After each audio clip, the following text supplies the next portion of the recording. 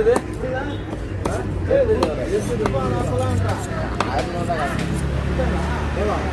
700 கணக்கு.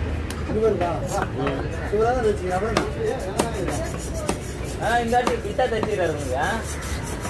இந்த வாட்டி வேற கையில் தைச்சேன். ஏன் அந்த கால தடியா தெரியல? இந்த மாடு 500 தரேன் கைடானா லேட்டாக விற்காம ஒரு கடையில் தைச்சிங்க. பேண்ட்டு கொடுத்துருக்கா? பேண்ட்டு கொடுத்தான்.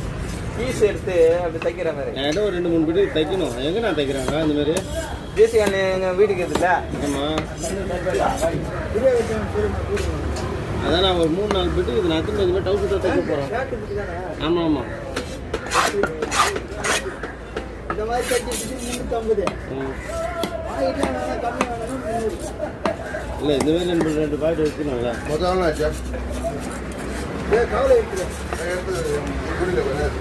ஐயோ காலே வலிக்குதுண்ணா. ஹைட் ஆகுது ஒன்று ஏடா கூடமாகுது கரெக்டாக. ஒரு வாட்டமே இல்லை உட்காந்து நட்டுற மாரி. எப்படி இதெல்லாம் எப்படி திருப்பி வச்சு நட்டுற மாதிரி இருக்குது. அது ஒரு செட்டிங்கே கரெக்டாக வைக்கல.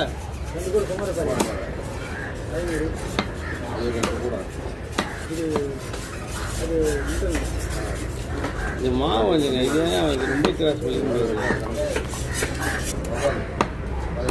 எப்படி ஃபோன் பண்ணேன் செல்ல வர சுவிட்ச் ஆஃப் பண்ணேன். நீ ஃபோன் பண்ணும்போது சுவிட்ச் ஆஃப் பண்ணிட்டேன்.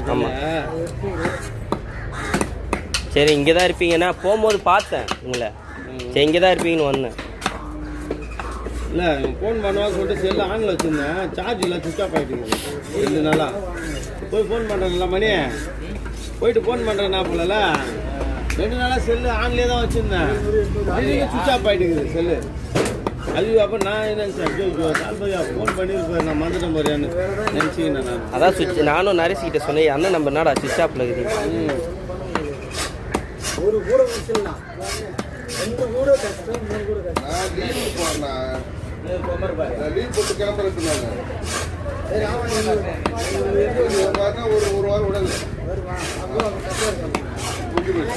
நமக்கு எப்படி அவனு தொலை கொடுக்க மாட்டாங்க. எல்லாம் அறிவாங்க.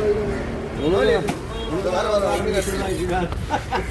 இவரு புரியாம எனக்கு பிரிச்சு மேலே போறாரு. இன்னைக்கு அவர் வந்துட்டு சந்தோஷமா நாளைக்கு வந்த வேலை வாங்க ரொம்ப கஷ்டம் அவருக்கு. நாளைக்கு பாயமா வந்துட்டாங்கன்னா 2 பேர் இப்போ இப்படியே 2 பேர்